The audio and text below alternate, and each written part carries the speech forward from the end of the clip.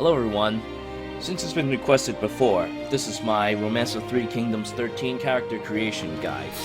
Now let's go over the options a little bit here. So the first two are basically just automatically create male, automatically create female officers, if you just want to have one for shits and giggles.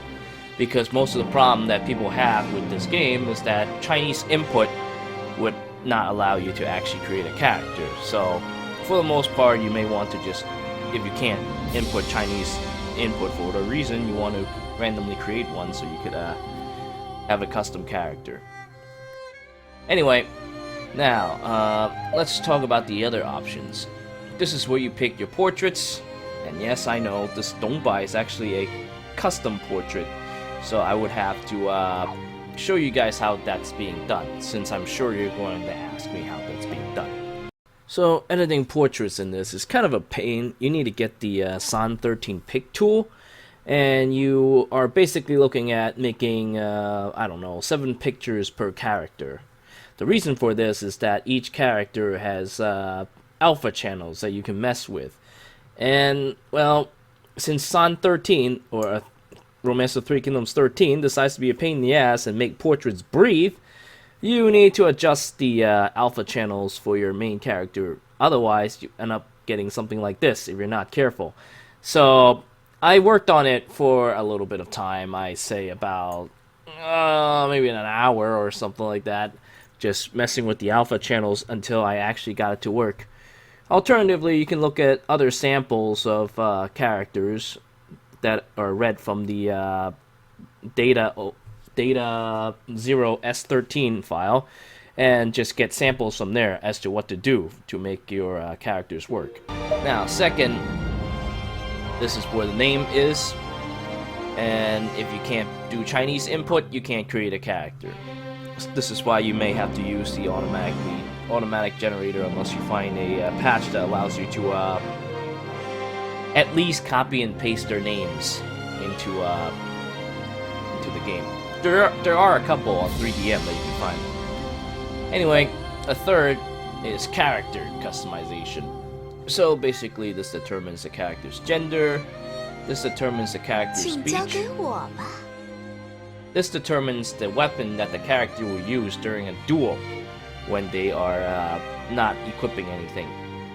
So sword, a big blade, axe, snake spear, long spear, crescent, halberd, sky halberd, bow, and fan. These, like I said again, these weapons are only for when you have nothing equipped. If you have something else, they'll override it. This determines the character's personality, which is, you know, how bold they are, how careful, or maybe how cool or how reckless they are. Yeah, that would be a good word for it. This determines the morality of the character. It determines whether if they are a moral and upstanding person or someone who's likely to backstab. This determines how much the character enjoys war and other warlike activities. Meanwhile, this one determines how much they like scholarly activities. And this is actually kind of important. This determines the type of character your character will be. So there are general and advisors. Why is this important? Because advisors cannot duel. So you could actually save your ass if you pick this one and you go into a war, because what happens is that when you go into a war, sometimes you end up having to duel someone. And, well, if you're not careful, you could accidentally die in one hit. And that'll be the end of your character, so be careful with that. But since I like to live life on the edge, I will duel, even though I have only 73 wars.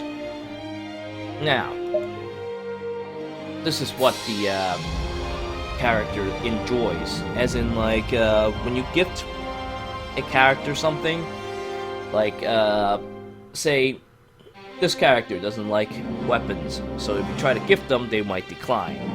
Whereas they would like books or treasures, or maybe how much they like wine. and it determines how greedy they are. So the greedier the character, the more likely you will get more benefits, or maybe not likely, maybe more than a greater effect from receiving an item. Though I think it also determines how much they gain from other activities as well, but I haven't found that out yet.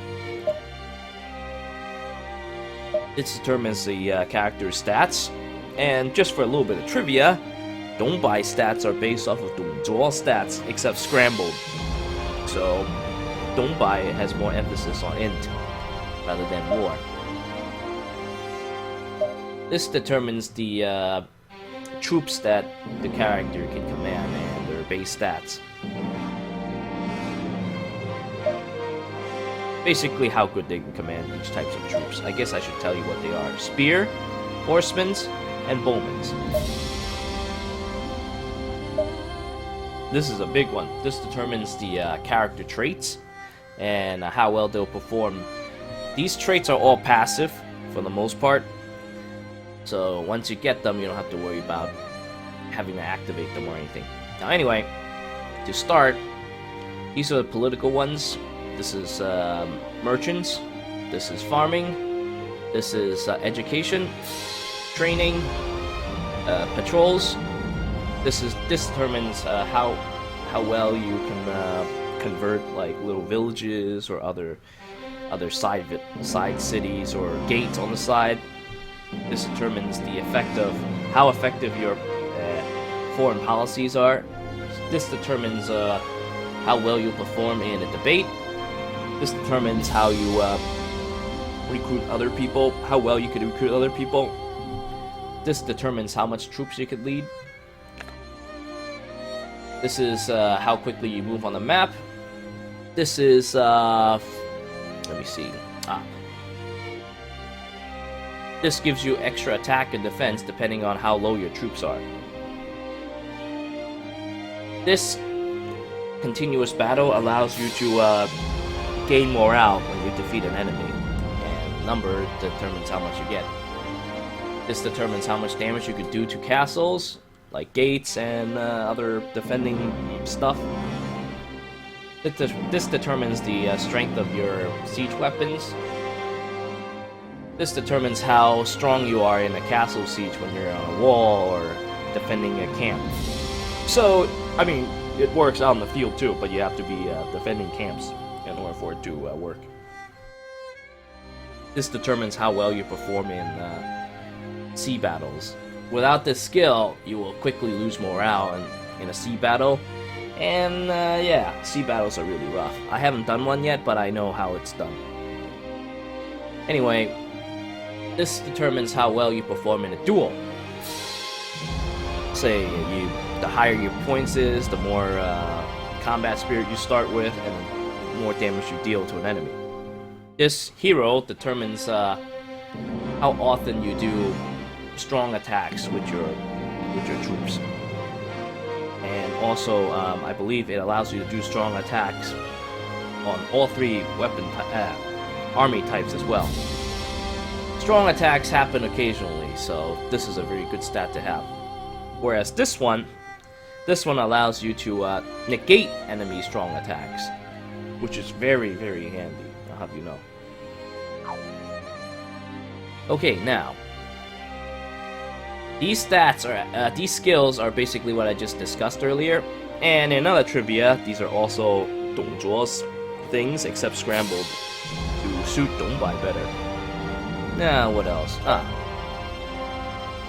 Oh, yeah, that's right, I could have explained all these skills there. These are basically all the traits I've talked about earlier, and this option allows you to basically select the one that you would pass on to other people when they ask you for training.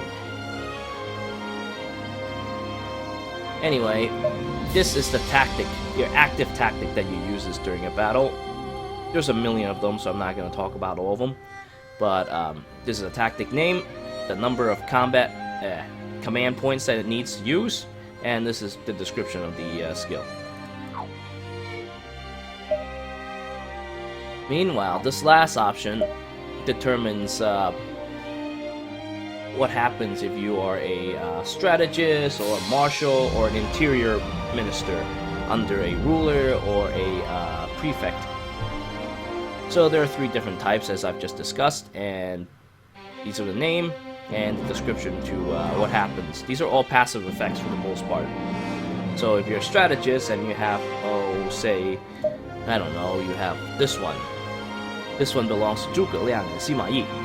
This gives all the officers within the ruler or within the prefect's command extra troops and extra morale.